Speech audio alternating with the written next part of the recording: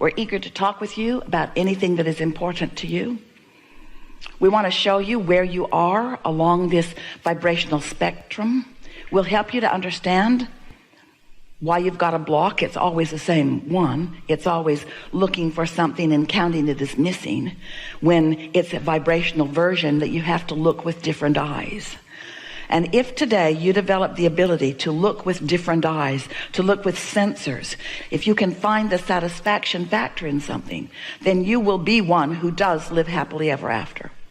Because as sure as anything, as sure as you sift and sort and you know what you don't want and you know what you do want, and there it is gestating in your vortex of creation, and you've been meditating and you've been tuning in and you're feeling good and you're in love with this and that and this and that, and you are what others say a very positive person because you're looking for things that feel good and you're getting really good at doing that, and you're more optimistic and less pessimistic and you're feeling good. And as those thoughts begin turning to things, then boom, here's a manifestation of what you ask for. You ask, and now it's there for you to see, for you to experience, for you to sleep with, for you to drive, for you to spend, for you to have all of those delicious tactile experiences with. You've got it, you've done it, you've created it, good for you. And then you stand not only as the recipient of whatever it was, but with another set of contrasting experiences causing you to give birth to another rocket of desire. So that gap will always be there because you are an eternal being. You are eternal, which means life is going to continue to cause you to be vibrational and catch up with it, and then be vibrational and catch up with it, and be vibrational and then turn the vibration into the tangible, and then be vibrational and turn the vibration into tangible. To be vibrational and then turn the vibration into tangible. And every step along that way, you can have satisfaction. Because the only time that you do not feel satisfaction is when you are in resistance to what you're asking for. Esther has been having a wonderful time. She's been in Southern California for a few weeks now, and she's been enjoying everything about it. And the other day she said to someone who she's been playing with, "No, there's some things I really want to do today." "What? You'd rather work than play?"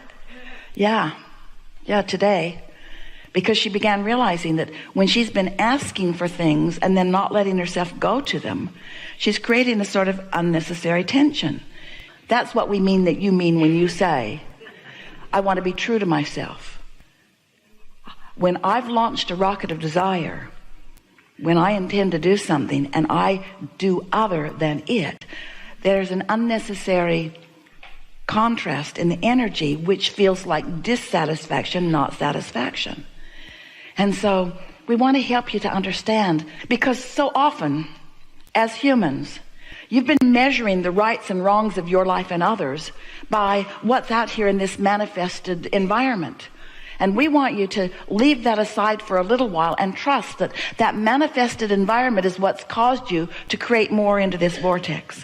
But once you've done step one, and you have, then you can leave that manifested environment aside for a little bit and reach for your satisfaction factor vibrationally.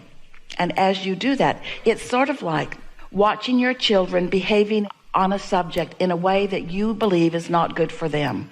And it is causing you discomfort as you observe it. So you jump right into the middle of it and you lay down a new rule, or you reiterate an old rule, and they continue to ignore you as they've been doing for much of their life. And your frustration factor just goes right through the roof because you know you're right and they can't hear you. And the reason they can't hear you is because you're not on the vibration of what you mean to say. You're fixated on what's gone wrong, and that's the vibration that's coming out of you. And so these are the words that we want you to leave this room remembering. You just can't get there from there. You cannot improve a situation by jumping into the middle of it at this stage of its seeability, hearability, smellability. In other words, once it's out there and manifested and it's in that form, through your effort and action and words attempt to change it, the momentum says otherwise, and you're not going to buck that current. But if you could, for example, meditate for 15 or 20 minutes on a regular basis, and let's say you've done that for a week, it's about all it takes, You've found that centered place where you've actually quieted your mind, so there's no contradiction to what you desire going on within you, at least not right now. And you're able to stay there in that detached and quieted place because your inner being knows everything that you intend, everything that you want, certainly everything that has to do with those others that you love. So in that quieted place, since your inner being knows everything that you really want, then you begin to feel the momentum toward what you want. The true solution begin to come forth within you. The true solution begin to come forth. Now, it's not really obvious at first. You just feel good, and then impulses come, and maybe you even have something go across your mind, a sort of vision or sort of dream, a sort of sensing of the perfection of this kid of yours. The feeling of love just radiates through you in a way that you haven't allowed in quite a while because you've been looking at what is instead of about what really is. And now you found that centered place, and now the momentum is flowing, and now thoughts are turning to things, and you're being guided from your tuned in, tapped in, turned on position. And now law of attraction brings you to the perfect moment because you are in a state of reception. You are totally in the receiving mode. And when you are totally in the receiving mode, law of attraction will not rendezvous you with your kid who's not in the receiving mode. You can walk in and bang on his door and demand that you have a conference with him, but it's not likely that either one of you will be in the receiving mode under those conditions. But here you are, you started over, and you got yourself there, and you followed your impulses, and you rendezvous, and now the words and the conversation, understanding is happening. You see the difference? And everything is that way. You've got to start over, get in the receiving mode, and rebuild your path. It doesn't take a long time. We're talking about 15 minutes a day for a little while. You will be amazed and delighted at how things line up for you when you take the time to become yourself a cooperative component to your own desires. If you never heard anything else from us or anyone else ever, that's all you would ever need to live happily ever after. And the success that you want, we want it for you. We want you to have all the toys and relationships and experiences and empires that you want to build. In other words, there's nothing off limits. We are not trying to get you to go into meditation and deprive yourself of the physical stuff. This is the way you allow the things, the physical things of your dreams to flow into your experience. You have to get into the receptive mode. You have to receive them. You have to be the realizer of them.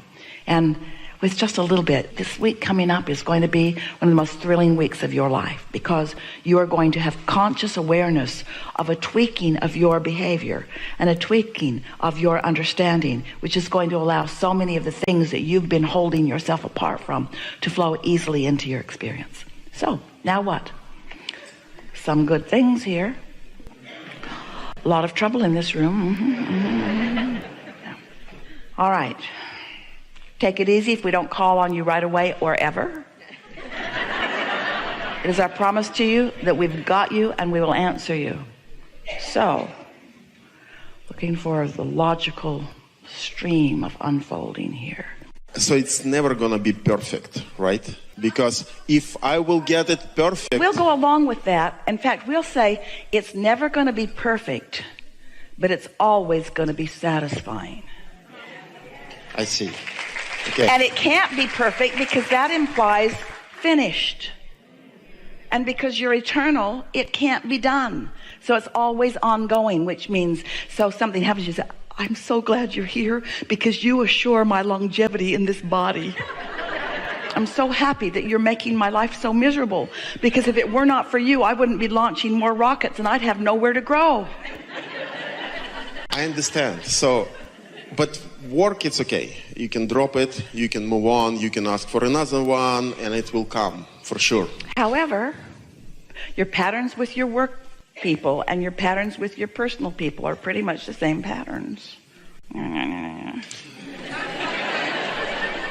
I see. And we're just asking you to not be so human. No, that isn't what we're just asking you to not be so responsive to the conditions. Here's a really good description. So let's say you're in that manifested place in some situation, and for whatever reason, it's not pleasing you in some way. And you manage to get back into meditation and get another run at it, and it feels better. And then it goes wonky again because it's full of contrast. And so you get back into meditation and you get the momentum going and it gets better, but it still goes wonky. And then you kind of lose faith in the value of that. So you just do a little less of that and a little more of paying attention. And then it just wobbly and kind of wonky and wobbly and kind of wonky. And you just kind of develop into this pattern. And then you think, I need to do something different. And we say, you can't get there from there. Take that phrase home. Can't get there from there. You can't get to where you want to be from a manifestation that isn't pleasing you. You got to quiet your mind and get yourself away from it and start in a whole new neutral place. Not neutral, a whole new empowered place where everything you want and your inner being is, and then get another run at it and get another run at it and get another run at it and get another run at it and get another run at it and get another run at it. And then one day, today or tomorrow, you find yourself in a manifestation that isn't perfect, but your satisfaction factor didn't go away because you have understanding of how it works. You're not blaming yourself. You're not blaming them. You understand you're collecting data. You understand it's just part of the process of making decisions about what you want. You don't freak out over little things. You stand solid in your knowing that all is well. You just get better and better at riding out the ripples, more and more happy as you go. Do I have to go all the way and start my progress over, or I can concentrate? Because I listened to you and you said concentrate on positives. That's what I was doing. You don't have to, but here's the thing. Even Esther thought she was doing what we were teaching. She just did another focus wheel. So she just soothed it for a minute. Her point of attraction was such that she had some things going on that she'd attracted from previous vibrations that she couldn't clean up with a focus wheel, because there was so much momentum already there that the factors involved just kept knocking her off her alignment. And so here's the best way of describing it. If this relationship is this damn much work, start over. Start over. If it's so much work that you're just spinning yourself into oblivion, if there's so much to react to, then sometimes it's better.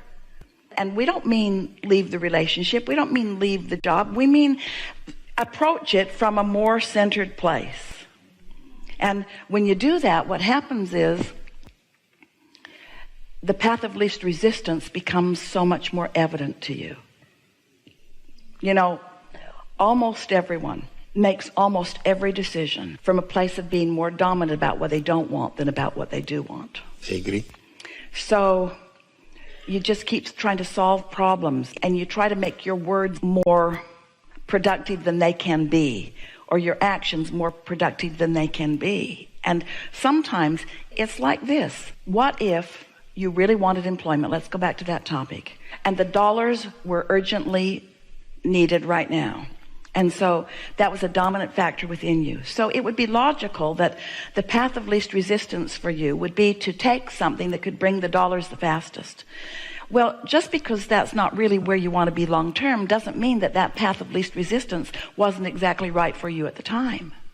But now you're in this situation where the dollars are flowing and that is relieved, but now other things that are important to you are showing themselves to you, so you get to add another intention to the mix, which means this current manifestation is not the best answer to the newly understood desire that you've put back over here into the vortex. So often Esther would say, on occasion, I don't want to hurt their feelings.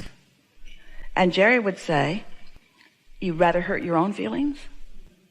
Or you say, I don't want to be seen as irresponsible, or I don't want to rock the boat. In other words, you make up all kinds of things when a manifestation isn't quite right, because frankly, the path of least resistance is not to just walk away right now. That would make it much worse for you, much more upheaval sometimes in some of your quick, not well thought out fixes than if you just sort of let the status quo be where it is while you find a new centered place.